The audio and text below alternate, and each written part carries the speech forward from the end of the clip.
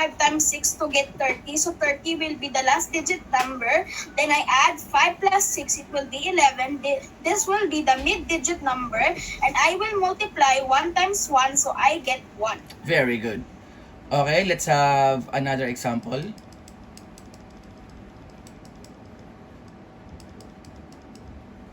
Muulan bigla 109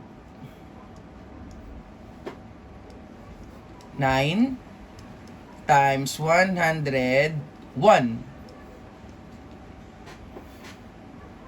Anyone?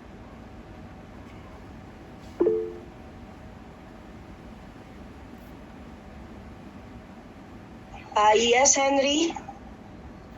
My answer po is 11,009. 11,000. 9. Okay, you got the correct answer. How did you get this one? 11,000. First, I added 9 to 1 po, which is 10. Then 9 times 1, 9. Then 1 times 1 po is 1, and the answer is 11,009.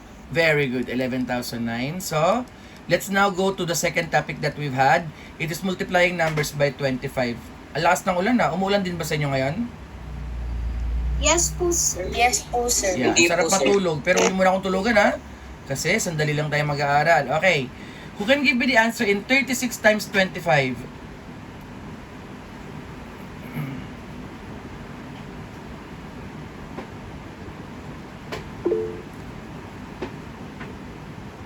Yes, Karina. My answer is 900 po. Very good. How did you get the answer? First, we need to divide the first digit by 4, but since 3 isn't allowed for dividing by 4, I moved the 3 to 6, which became 36. 36 divided by 4 is 9. Then I added 2 zeros in the end. Yeah, why did you add 2 zeros at the end? Since it's even po. Even, or because it is a perfect number, it means that there is no remainder. That's why you just need to put 2 zeros at the end. Let's try another one. I will give you not a perfect number.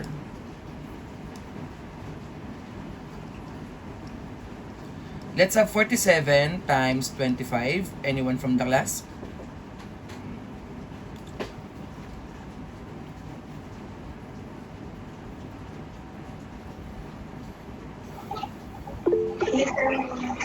Yes, Karil again.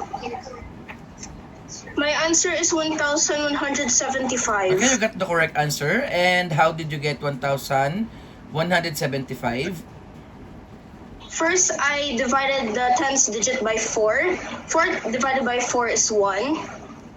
And then I divided the 1 digit by 4. 7 divided by 4 is 1. Remainder 3. And I multiplied 3 by 25, which is 75 for the last digit po. Very good. So it means that if the remainder is 1, we need to put 25 at the end. If the remainder is 2, we need to put 50 at the end. And if the remainder is 3, we need to put 75 at the end. And there is no remainder 4 because our divisor is 4. No remainder should be greater than its divisor. Now we will be having multiplying numbers by 11. Oh, I know that this is very easy. And I know that baka alam nyo na tong technique na to dahil it is just 1 and 1 and they are just the same. So let's have an example of numbers multiplying by 11. I have here 54 times 11. Okay, the first thing that we need to do is just to separate the 5 and 4. We will just copy the 5 and put it here, and copy 4 and put it here. As we can see, there's a space in the middle because we need to add the two numbers that we are multiplying by 11, which are 5 and 4.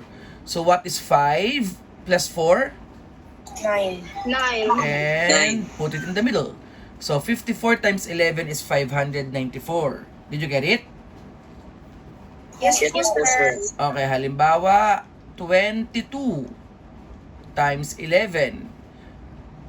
Okay, this is easy if there are no regrouping. But later, we will regroup numbers. It means that the answer is greater than 10 or greater than 9. 2 digits ang sa answer na mag-carry tayo. But this one, 2 and 2, we know that 2 and 2 is just a single digit, 4. So just put it in the middle. You get it? Yes. Yes, sir. Okay, now, let us have mental math. Pabilisan.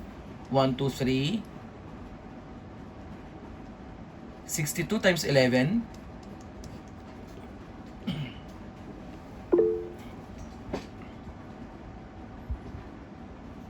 Is it Henry? Yes, Henry. My answer is 682 po. 600? 82 po. Okay, very good. Because this is 6, just bring down 6.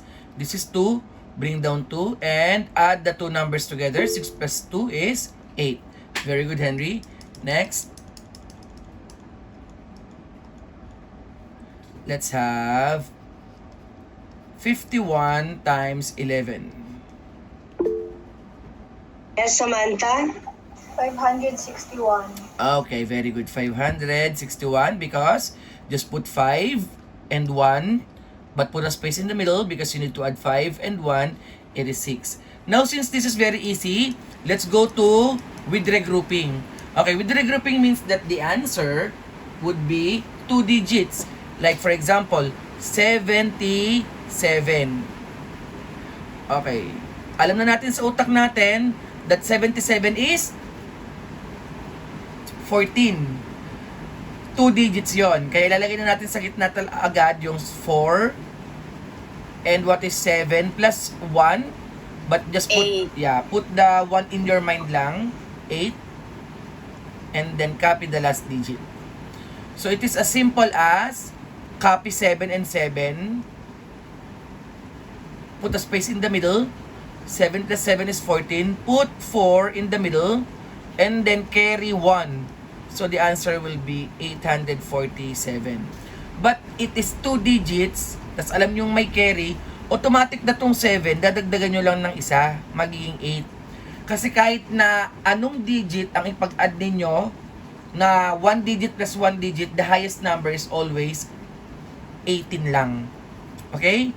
So, ibig sabihin, hindi kayo pwede mag-carry ng 2, 3, or any greater than 1. 1 lang talaga ang pwede nyong i-carry. So, automatic it will become 8. Kasi the biggest 1 digit plus 1 digit number that you can add in your mind is 9 plus 9 lang. And 9 plus 9 is 18. And 18 is just still carry 1. So, let's have another example. Mahirap pala magbura. Back ng back. Okay. Let's have another example. 89 times 11. Okay. Now, sige, may sumagot si Aisha. Karil. My answer is 979 po. Very good. Ang bilis niya. Karila. Okay. Because this is 9, just copy 9. And alam nyo naman, 8 plus 9 is 17. How? Yung tinuro kong dagdag bawas, babawasan nyo lang yung 8, magiging 7. Dagdagan ng 1 sa unihan, 17. So this is 7. And 8 plus 1 is 9. Okay, sige. Let us have our mental math drill. Sir, What is... Yes, pa? Sir, para hindi na po kayo magbura, pwede po mag-next, next page ng, Jamboard para... Ito po. Opo. Good. Thank you, ma'am. Thank you, ma'am. Yung previous na nyo po, makikita nyo pa rin. Ay, thank you, ma'am. May ganun pala. Sige po. Dami natutunan sa inyo, ma'am, ngayong araw na to. Okay, class. So, let's have 79 times 11.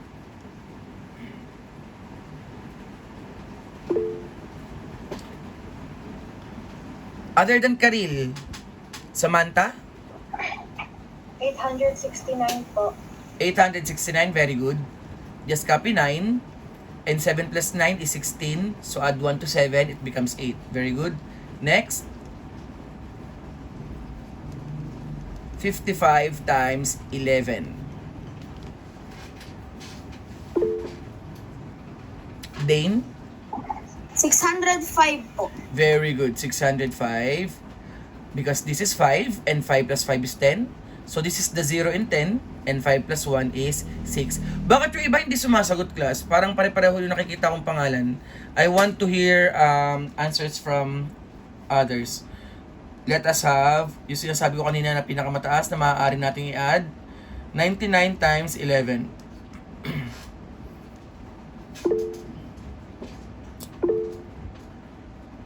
Coril and Dane ulit. Aside from them, yun ang... Meron na si Jackson. Ayun. 1,089 po. 1,089. That's correct. Because just copy 9 at the end. And 9 plus 9 is 18. This is the 8. And then, 9 plus 1 is 10. Very good. Okay, so alam na ninyong lahat. Let's go to 3 digits. Paano pag 3 digits na? Halimbawa, 1, 2, 3 times 11. Still the same class. Just bring down 3.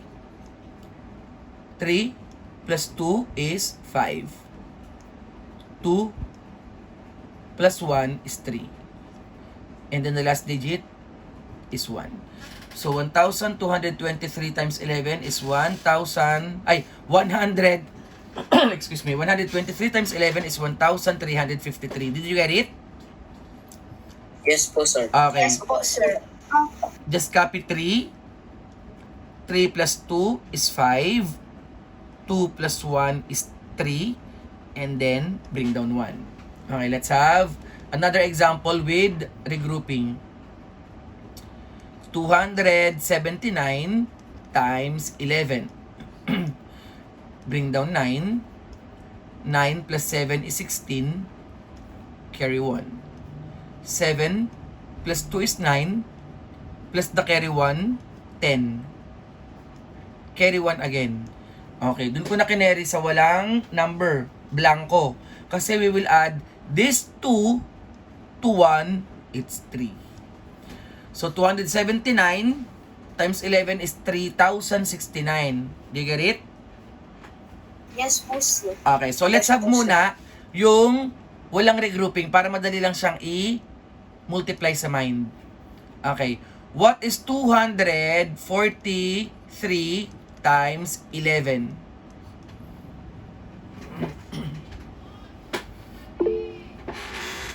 Okay, Dave?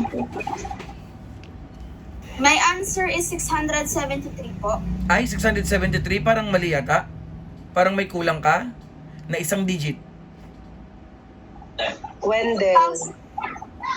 2,673 po. Ayun, that's correct, 2,673. And how did you get this, Wendell?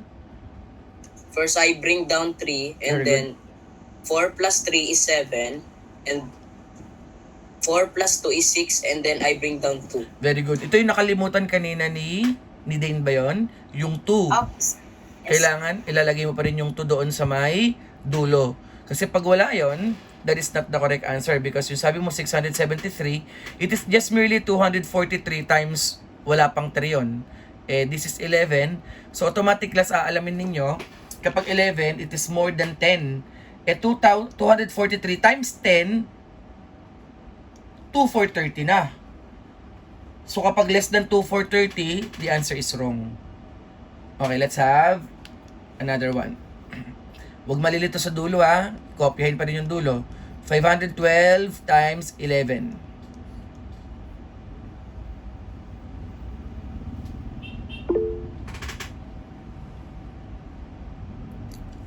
Iskaril? My answer is 5,632. 5,632. You got the correct answer. How did you do this? First, I bring down the 2. Very good. Next, I added 2 to 1, which is 3. Very good. Next, I added 5 to 1, which is 6. Very good. Then I bring down 5. Okay, very good.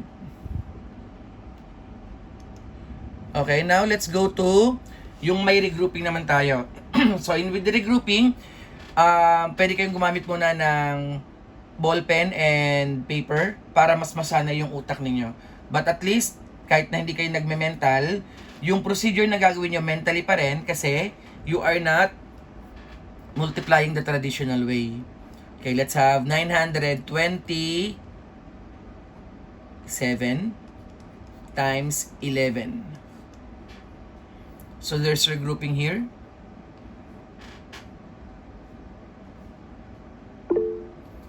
Yes, Dane? My answer is 10,197 po. 10,900 what? 197 po. 197. 10,197. Okay, this is correct. How did you get this? First, I bring down 7 po. Then I add 7 plus 2, which is 9. Then I add 2 plus 9, which is ano po, 11. So I bring down 1. Then I added 1 to the 9. So I get 10 po. Very good. So 927 times 11 is 10,197. Correct? Now 876 times 11.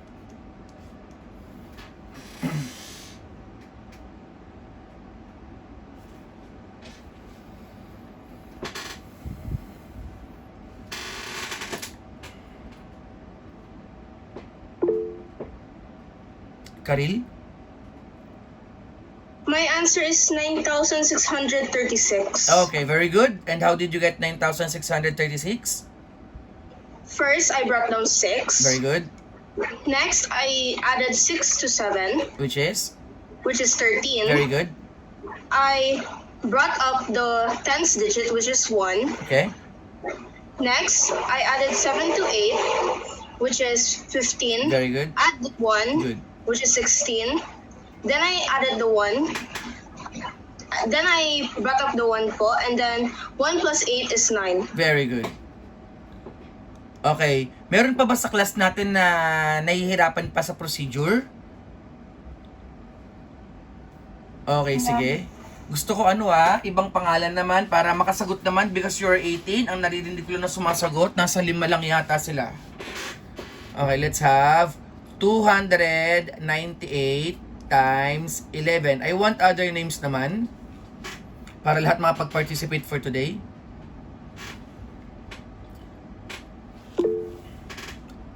Other than Dane, si Dane lagi nangunguna.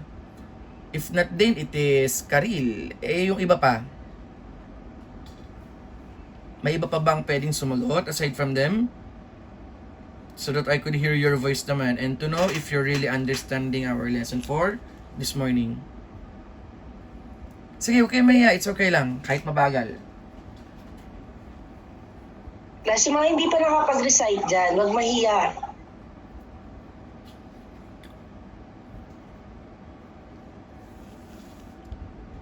Sige, press raise your hand. O marami na nagre-raise ng hand kasi hindi ko mabasa mag-iba eh. Paano nababasa tong 4 more other names? Ano po, Asalia? My answer is 3,278. 278. Very good. Okay, how did you get this? I bring down 8 Good. and then I add 9 to 8, which is 17, and then Okay. I brought the 1 to the 2, which is Okay. going to be, and then And then?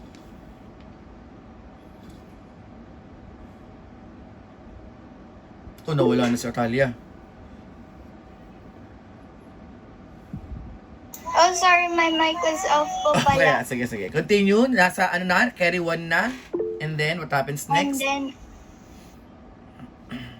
then I add 9 to 2, which is 11, and then I add 1 to 11, which is going to be 12, and then I brought 1 to 2, which is going to be 3. Very good. So, the answer to 298 times 11 is 3,278. Very good.